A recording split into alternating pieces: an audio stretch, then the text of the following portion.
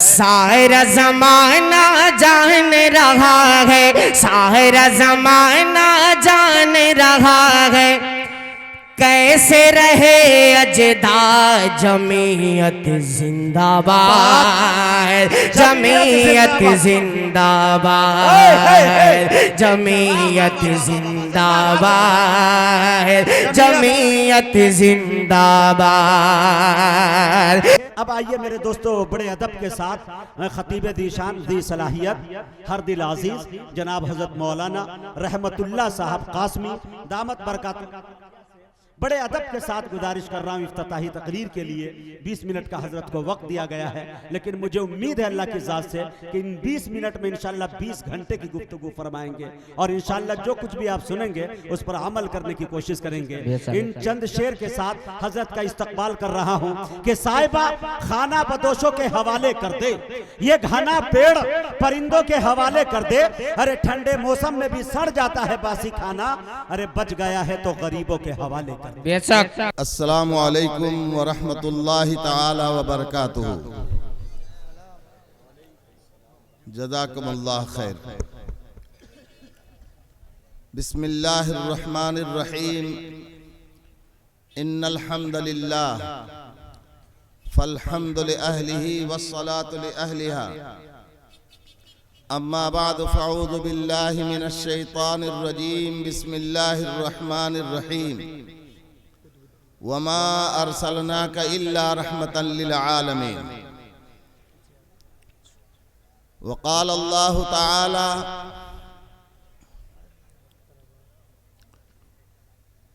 इन्नका लअला खुल्क़िन अज़ीम। सदक़ल्लाहुल अज़ीम। सदर मोहतरम, जो इस अज़ीमुश्शान जलसे की सदारत फरमा रहे हैं, मेरे अजीज हजरत मौलाना मुफ्ती सईद अहमद साहब कासमी, उस जमइयत के भी मुस्तकिल सदर हैं जिला कुशीनगर के, जिसके बैनर तले ये आज का अज़ीमुश्शान इजलास मुनक़िद हुआ। मैं शुक्रगुजार हूँ और मुबारकबाद पेश करूं इस गांव के गयूर नौजवानों और जिम्मेदारों को, जो मुफ्ती साहब के हिदायत के मुताबिक आज इस बेआबो गया दीनी एतबार से ऐसे खुश्क चटियल मैदान में ये जो एक इल्मी मजलिस का इनेकाद किया है, अल्लाह से मेरी दुआ है खुदा इसका नफा और तासीर तादेर कायम फरमाए। बस एक दरखास्त, चूंकि मेरी फितरत है, मैं दरखास्त करने में उसका आदी हूँ और छोटा बन करके मैं दरखास्त किया करता हूँ, मुझे कोई आर और शर्म नहीं होती।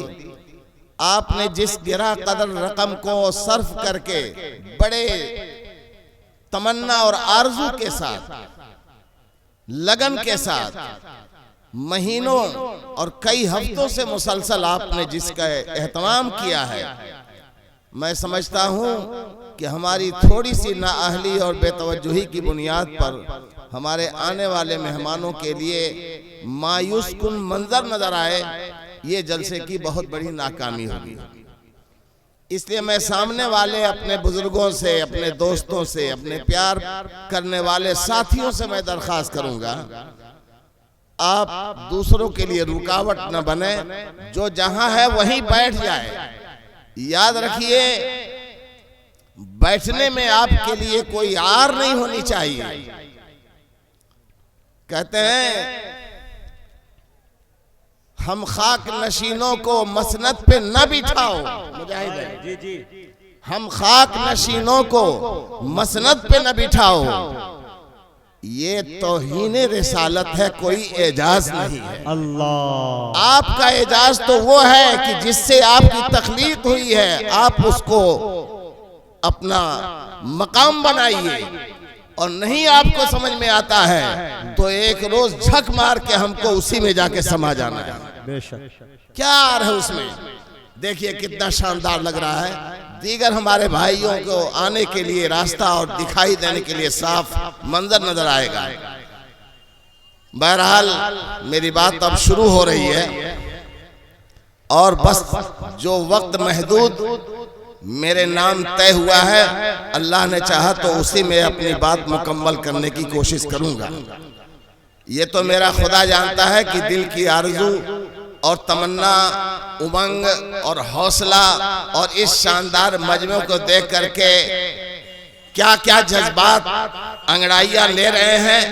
लेकिन इन सारी बातों को दरकिनार करते हुए अपने आने वाले मुअज़्ज़ज़ मेहमानों के नाम बकिया वक्त हदिया करते हुए मैं बात यहाँ से शुरू करता हूँ। रब्बे कायनात जो दो जहां का बल्कि सारे जहान और कायनात का खल्लाक़ आदम है, उसकी निगाह में, उसके नजदीक पूरी कायनात में अगर ढूंढा जाए, तलाश किया जाए, गूगल पर भी आप ढूंढें और तलाश करें तो सिर्फ एक ज़ाते गिरामी का नाम नामी आता है और वो है फ़ख्रे मौजूदात, रसूलुस सकलैन, इमामुल क़िबलतैन, मक्के के चाँद, मदीने के सूरज, काली कमली वाले, काली जुल्फ़ों वाले सरकारे दो आलम सल्लल्लाहु अलैहि वसल्लम बनाने वाला रब्बुल आलमीन है और जिसको बनाया वो रहमतुल लिल आलमीन है। अल्लाहु अकबर। ऐसा मुंतखब किया, ऐसा चुना कि शर्क़ व ग़र्ब, शिमाल व जुनूब, तहतुस्सरा से लेकर के मावराउल वरा तक की तमाम कायनात के लिए उस रब्बुल आलमीन ने उसे रहमतुल लिल आलमीन बना दिया। यहाँ एक चीज मैं बड़े संजीदगी के साथ और बड़ी मतानत और प्यार के साथ अर्ज कर देना चाहता हूँ। हम नादान हैं, जहालत में क्या क्या खुराफाते हम लोग सोचते, बकते और करते रहते हैं। मेरे अजीजों, मेरे नजदीक, मेरे जहन में, मेरे दिल और दिमाग में अगर किसी की गुफ्तगू आ रही है तो सिर्फ मोहम्मदुर रसूलुल्लाह की बात आ रही है। आपको बड़े अदब से मैं ये समझाना चाहता हूँ और इंशराह सद्र के साथ इसको कबूल कीजिए। इंशाअल्लाह आपकी दुनिया भी ताबनाक हो जाएगी और आखिरत में भी सुरखरुई और रज़ामंदी अल्लाह पाक के मुतहक्कक हो जाएगी इंशाअल्लाह ताला। इंशाअल्लाह। मेरे नबी की एक जात है, सुनिएगा गौर से, नोट कर लीजिए। मेरे नबी की जात है, वो जाते आली है जो बराह रास्त अल्लाह के मखसूस कुदरत के साथ वजूद पजीर हुई है। लेकिन मेरे नबी की जात के अलावा जो सबसे अहम है कायनात आलम के लिए, वो आपके पैगामात हैं। जात से प्यार करना यकीनन इबादत है।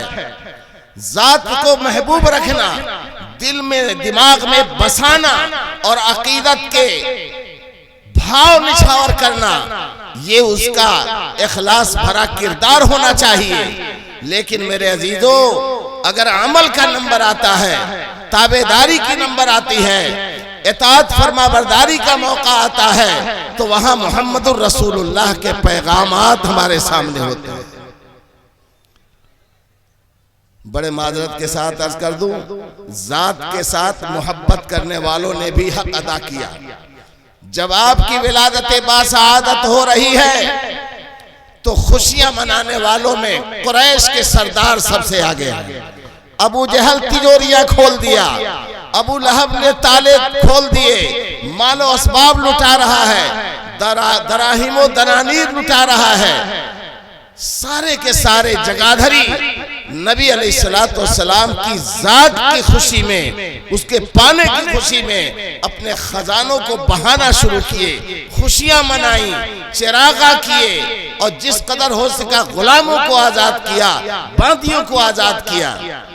लेकिन मुहम्मदुर रसूलुल्लाह उस वक्त मोहम्मद इब्ने अब्दुल्ला की हैसियत से थे। जब वही 40 साल के बाद, अजीम मुजाहिदे के बाद, जोहदे मुसलसल के बाद वही नबी जब मोहम्मदुर रसूलुल्लाह बनते हैं, ताजे नबूवत से सजाए जाते हैं गारे हिरा के अंदर, तो उस वक्त मेरे नबी ने अपना पैगाम देना शुरू कर दिया। फारान की चोटियों पर चढ़ करके आपने एक ही सदा बुलंद की थी, या अय्युहन्नास कुलू ला इलाहा इल्लल्लाह। फैसला हो गया कौन प्यार करने वाला है।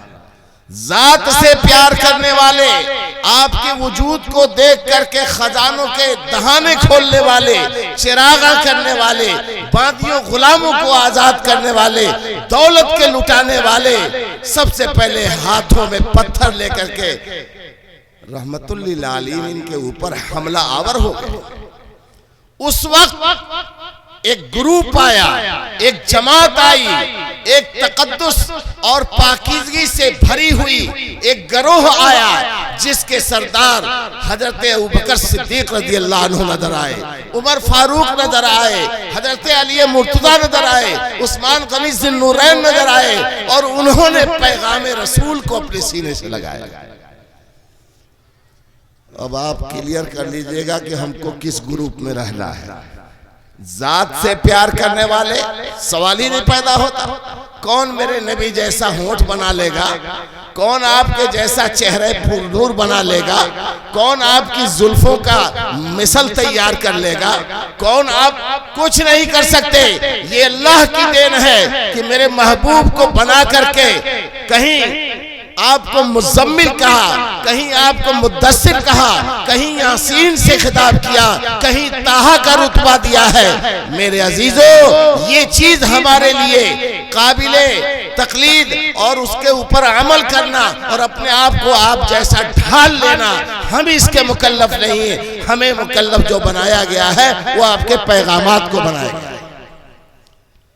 अब पैगाम के सिलसिले में बस 2-3 छोटी छोटी मिसालें मैं अपनी माँ बहनों, अपनी बेटियों, खवातीन को भी खास तौर से खिताब करता हूँ।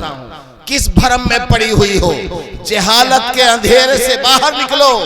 आज तौहीद और रिसालत की शमा रोशन है, सर्च लाइट तुम्हारे सामने पेश किया जा रहा है। आओ अपनी जिंदगियों को सुधारो और मुआशरे के अंदर जो तबाहकारियां हमारी जहालत और गफलत की वजह से पनपती नहीं जा रही हैं, आखिरी स्टेज पर पहुंच चुकी है, इंसानियत दम तोड़ने के करीब है, उसका मुदावा करो। मेरे नबी सल्लल्लाहु अलैहि वसल्लम 2.5 से 3 महीने के हैं।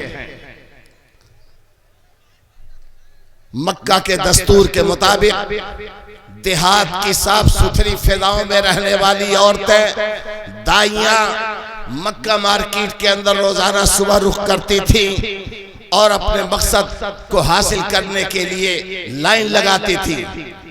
छोटे बड़े, अमीर और गरीब, सबके यहाँ जो नौमौलूद बच्चे होते थे उनको गोद लेती थी और उनको उस साफ सुथरी फिजा देहात में ले जा करके उनके पालन पोषण किया करती थी। बाकायदा ये वहाँ का निजाम था।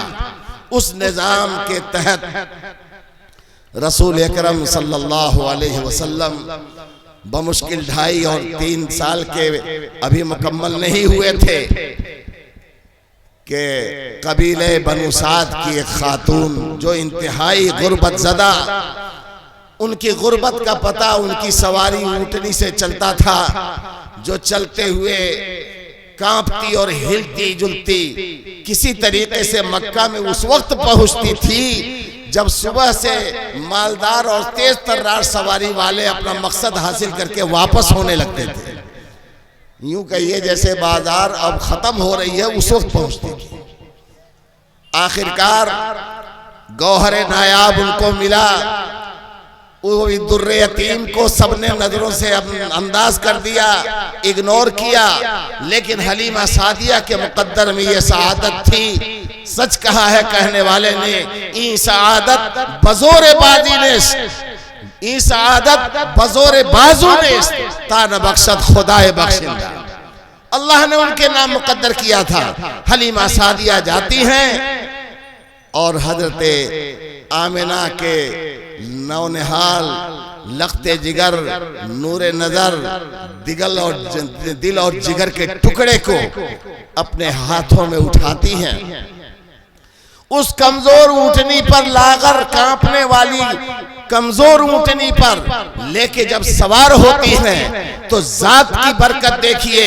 मोहम्मद सल्लल्लाहु अलैहि वसल्लम जो अभी इब्ने अब्दुल्ला सिर्फ हैं, जब उस ऊंटनी पर सवार होती हैं हलीमा सादिया और गोद में प्यारे नबी की शख्सियत होती है, तो ऐसा लगा जैसे पावर हाउस से डायरेक्ट कनेक्ट हो गई।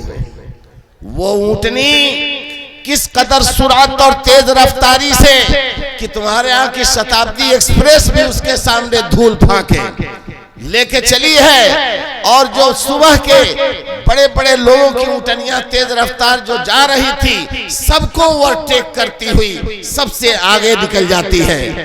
बस्ती में पहुंचती है हलीमा सादिया, अपने बस्ती में जाती हैं। टूटे फूटे झोपड़े में सरकारे दो जहां को, रहमतुल्लिल आलमीन को, सरवरे कैनैन को, रसूलुस सकलैन को, इमामुल किबलतैन को, सैयदुल अंबिया, सैयदुल अव्वलीन वल आखिरीन को लेके जब अपने घर में घुसती हैं, अंधेरे का मलगज्जा राज कर रहा था, लेकिन सरकारे दो आलम के उस कुटिया में पहुंचने के बाद ऐसा महसूस हुआ, कोहराम मचा, जैसे लगता था पूरी ताकत और पूरे पावर के साथ आफताबो महताब दोनों घर में उतर गए। ये जात की बरकत है, ये जात है, हम नहीं कर सकते। हम कितना हो करेंगे तो चिराग और बल्ब ही तक रह जाएंगे। आगे सुनिए, हजरत सादिया की एक बेटी है उस वक्त जो तकरीबन 14, 15, 16 साल की हो चुकी हैं। उनका नाम है हजरत सीमा। उनका काम था बकरियां चराना। वो बकरियों को लेकर के जाती थी जंगल में। 2-4 दिन के बाद अम्मी ने कहा, बेटी बच्चे को लेके मत जाया करो, जंगल का मामला है, आंधी चलती है, तूफान आता है, बारिश आती है, धूप आती है, बच्चे को नुकसान होगा। बेटी ने स्ट्राइक कर दिया, कहा अम्मी तो अब आज से बकरी चराना भी बंद, हमारे बस की बात नहीं है। कहा क्यों? कहा किस चीज की तुम बात करती हो, कौन सा अंदेशा तुम्हें घेरे हुए है? अरे इस बच्चे को मैं लेके जाती हूँ जंगल में, तो बकरियां इतनी फरमाबरदार हो जाती हैं कि अपना मन लगा के पूरी तवज्जो से अपना पेट भर लेती हैं, और मैं इनको लेके दरख्त के साए में बैठी रहती हूँ। आते जाते अगर धूप तेज होती है तो मैंने देखा है अम्मी जान, बादल का टुकड़ा हमारे सर पर वहां जाता है जहां जहां मैं लेके सरकारे दो आलम को लेके चलती हूँ। और तहफ्फुज की बात करती हो, पानी पिलाने के लिए जब मैं कुएं पर बकरियों को ले जाती हूँ तो डोल की जरूरत नहीं, रस्सी की जरूरत नहीं। मोहम्मद सल्लल्लाहु अलैहि वसल्लम की बरकत से, इनकी जात के तवस्सुत से कुएं का गहरा पानी उछल करके मडेर के ऊपर आ जाता है, बाहर फैल जाता है। मेरी बकरियां पानी आसूदगी से पी लेती हैं, और फिर दरख्त के नीचे लेके मैं मोहम्मद सल्लल्लाहु अलैहि वसल्लम को गोद में बैठती हूँ और एक निगाह टिक लगाकर अपने नबी के चेहरे अनवर को देखती और सरसाद होती हूँ।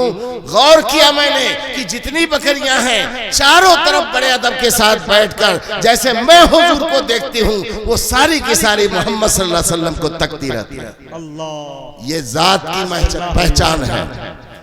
आगे बढ़िए, वही सीमा है कि कबीले बनु साद के कुछ नौजवानों से मदीने पाक के अंसार सहाबा से तू मैं हो गई, लड़ाई की नौबत आ गई।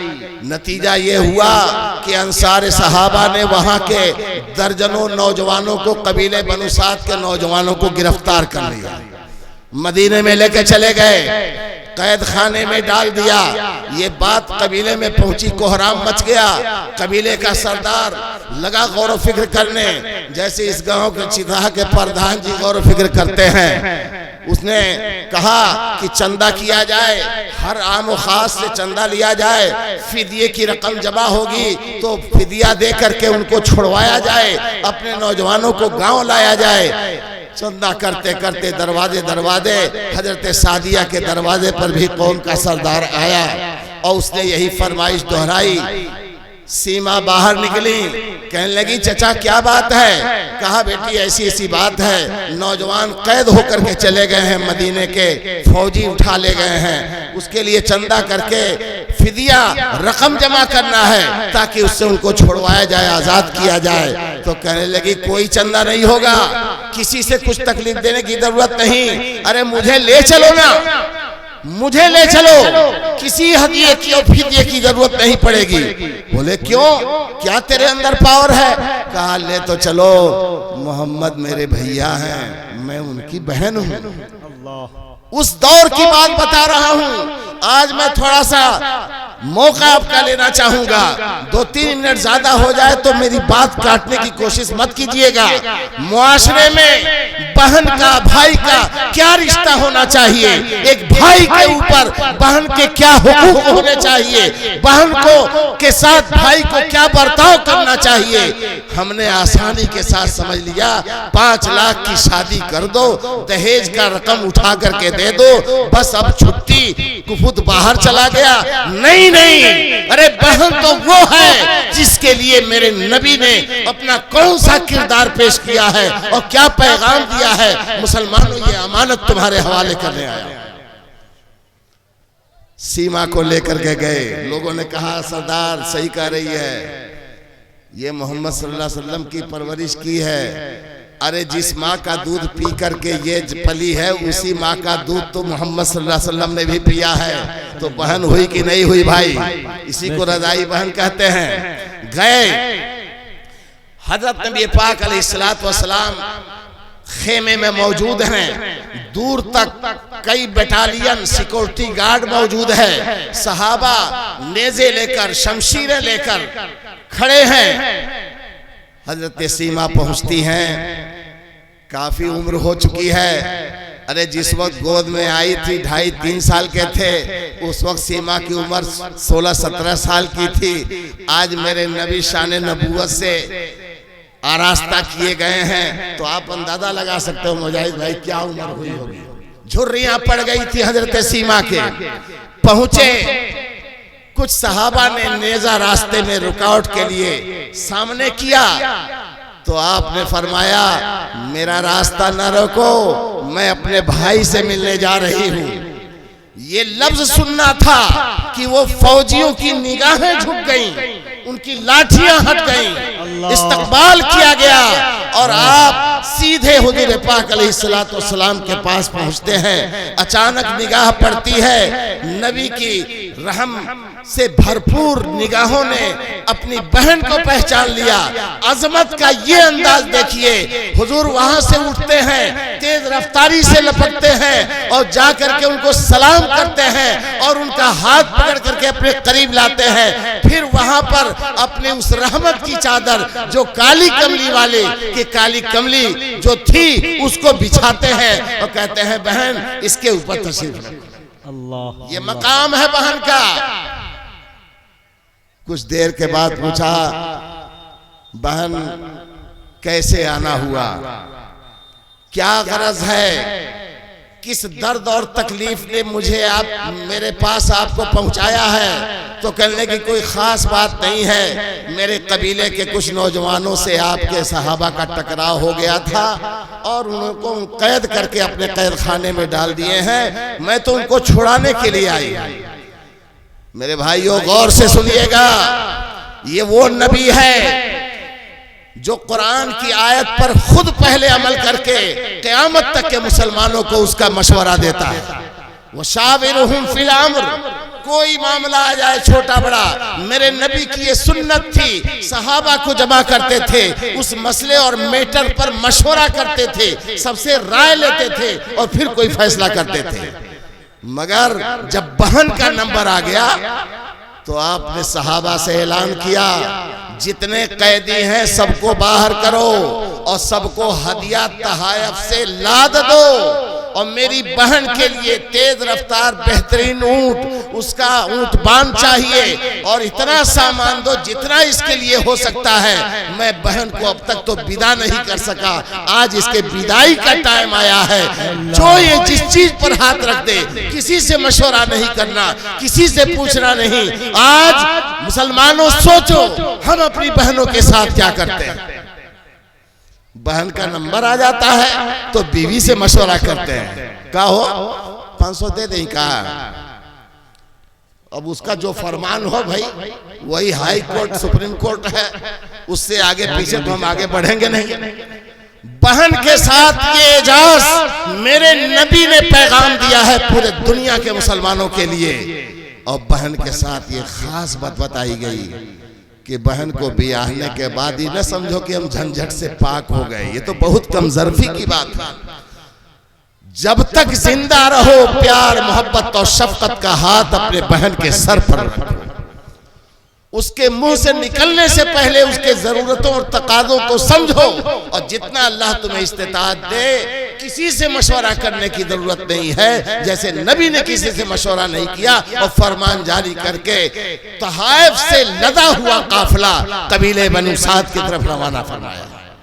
मेरे भाइयों, मेरी बहनों, मेरी माओ, मेरी बेटियों, मेरे बुजुर्गों, मेरे साथियों, तुम भी मुसलमान हो। अरे मैं तो शुरू में कहना चाह रहा था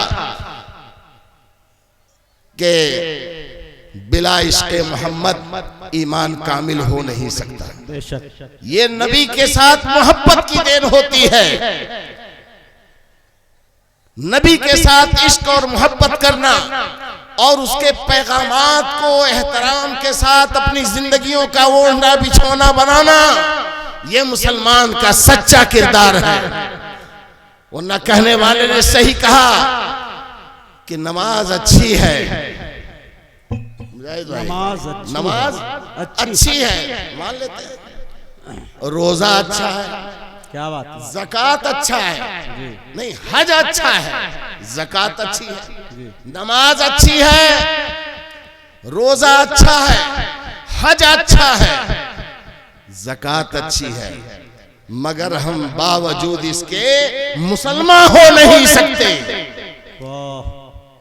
न जब तक मर मिटे हम ख्वाजाए बतहा की अजमत पर, खुदा शाहिद है हमारा ईमान कामिल हो नहीं सकता। मेरे अजीजों, समझ लेते हो हज कर लिया, ज़कात दे दी, नमाज पढ़ ली, सारा मुकम्मल हो गया?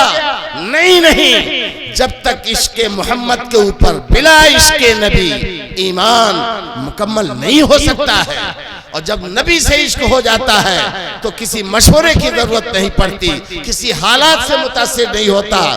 आप सल्लल्लाहु अलैहि वसल्लम मदीने पाक की अपनी मस्जिद में मौजूद हैं।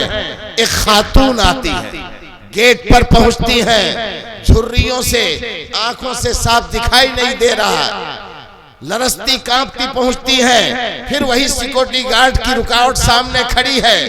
आप अलैहिस्सलाम दूर से अपनी माँ को पहचान लेते हैं, लपकते हैं, करीब पहुंचते हैं। जब यकीन हो जाता है तो आवाज देख कहते हैं, अबू बकर जल्दी आओ, उमर फौरन दौड़ो, अली कहाँ बेखबर हो, उस्मान फौरन इधर आओ। देखो ये कौन आया, ये मेरी माँ आई है, ये मेरी कबीले बनु साद की वो खातून जिनके मुकद्दर में अल्लाह ने ताजे नबूवत से लदा हुआ सजा हुआ रुखे अनवर उनके गोद में अता किया था, जिनका दूध उनकी जिंदगी को आगे बढ़ाने का सपोर्टर तैयार हुआ था। माँ पहुंचती हैं, फिर उनको सहारा दे करके अपने पास मेंबर के करीब ले जाते हैं और अपने काली कमली वाले रहमत की चादर को बिछा कहते हैं, मम्मी बैठो, थोड़ा सा हाल चाल जो आपको समझ में आया पूछा। उसके बाद माँ ने उनसे पूछना शुरू किया, गौर से सुनिएगा। माँ ने क्या पूछा? बेटा मैं तो अब बूढ़ी हो चुकी हूँ, हड्डियां भी जवाब दे रही हैं, जिंदगी का कोई ठिकाना नहीं है, जमाना हुआ तुम्हें देखा नहीं, दिल बेचैन हुआ तो मैं तुझे देखने आ गई हूँ। बेटा कैसे हो, तुम्हारी खैरियत क्या है? तुम्हारी सेहत कैसी है, तुम्हारी तंदुरुस्ती कैसी है। आप सुन रहे होगे, ये तो आम सी बात है यार।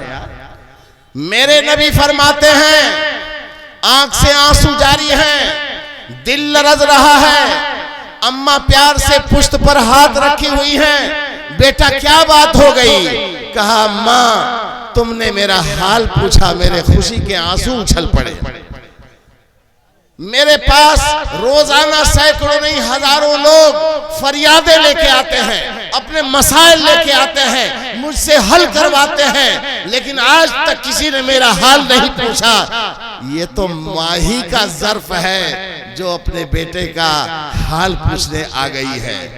सऊदिया से कमा के आओ, बड़ी बड़ी अटैचियां हो, बोलेरो से अभी उतारी नहीं गई हैं, तो बीवी की निगाह तेरे जेब पर पड़ती है, बेटों की निगाह तेरे अटैचियों पर गिनाई शुरू हो जाती है, तेरे धन दौलत पर पड़ती है। एक माँ होती है जो सबसे पहले अपने बेटे के चेहरे को देख करके नापती है, मेरा बेटा कैसे आया है, कैसे खाता था, कैसे पीता था। ये तो माँ है मेरे अजीज। यूं ही नहीं फरमाया, माँ के कदमों के नीचे जन्नत है, वही नबी सल्लल्लाहु अलैहि वसल्लम है। ऐलान फरमा के फरमाते थे, ऐ अबू बकर, ऐ उमर फारूक, ऐ उस्मान गनी, सुन लो, अगर मैं इशा की नमाज बिलाल अजान दे दिए होते, इकामत कह दिए होते, मैं मुसल्ले पर खड़ा हो गया होता, तहरीमा की तकबीर भी बोल लिया होता, नियत बांध लेता, और मेरी माँ जिंदा होती और कमरे से अगर एक आवाज लगाती, बेटा मोहम्मद, खुदा की कसम मैं नमाज को तोड़ देता, मैं अपनी माँ के पास जाता। ये मकाम पैगाम किसने दिया है? माँ की खिदमत करो, नमाज फिर दोहरा ली जाएगी। लेकिन माँ का दिल एक दफा टूट जाए तो 1000 दफा काबा तोड़ के भी बना लोगे, लेकिन माँ के दिल को कोई जोड़ नहीं सकता। मेरे अजीजों, हमारे मुआशरे का एक अलमिया है, एक बहुत अफसोसनाक अलमिया है मुजाहिद साहब, दिल दहल जाता है। सैकड़ों हालात वाक़यात आ रहे हैं। अरे जिस माँ ने तुमको क्या क्या जतन नहीं उठाया, तेरे एक नवाले के लिए दिन भर मजदूरी किया है, तेरे तमाम मसाइब को सहने के लिए रातों रातों को नींद नहीं आती है, आंखों आंखों में रात काट देती है। हम वही हैं, बिस्तर पर पेशाब करके, पाखाना करके बिस्तर गंदा कर देते थे, धुलाई होती थी, दूसरा बिस्तर भी नहीं है, गुर्बत का मामला है। मेरी माँ खुद गंदे पर और गीले कपड़े पर लेट करके अपने जिगर के टुकड़े को सीने की गर्मी में छुपा लेती थी कि मेरे बेटे, मेरे लाल का कोई नुकसान ना हो जाए। यही लाल जब जवानी में आता है, यही लाल जब शादीशुदा हो जाता है, यही लाल जब बीवी और बच्चों वाला हो जाता है, तो माँ को घर से निकाल कर, यहाँ पता नहीं क्या बोलते हैं, घोट्ठा, घारी, झोपड़ी, वहां डालो। ये बूढ़े हो गए हैं सब, मुंह में दांत नहीं, पेट में आंत नहीं, रात भर हाँफते और कांपते और ढांसते हैं सब, हमारी नींद में खलल पड़ता है। अरे लानत हो ऐसी औलाद के ऊपर। माँ चश्मे के लिए परेशान, दवा के लिए परेशान। ना ना, अभी वजीर दाखिला ने हमको ऑर्डर ही नहीं दिया तो हम कहां से लाके देंगे? ये पैगाम रिसालत माब है। अल्लाह करे हमें नबी की जात से जितनी प्यार और मोहब्बत है, उसके इजहार और कन्फर्मिंग के लिए सबूत के तौर पर नबी के पैगामात को अपने सीने में दाखिल करें, दिल से कबूल करें, खुद भी अमल करें और दूसरों तक उस पैगाम को पहुंचाने की कोशिश करें। तूफाने नूह लाने से ऐ चश्म फायदा, 2 अश्क ही बहुत है, अगर कुछ असर करें। वो आखिर दावाना अनिल हम्दुलिल्लाहि रब्बिल आलमीन।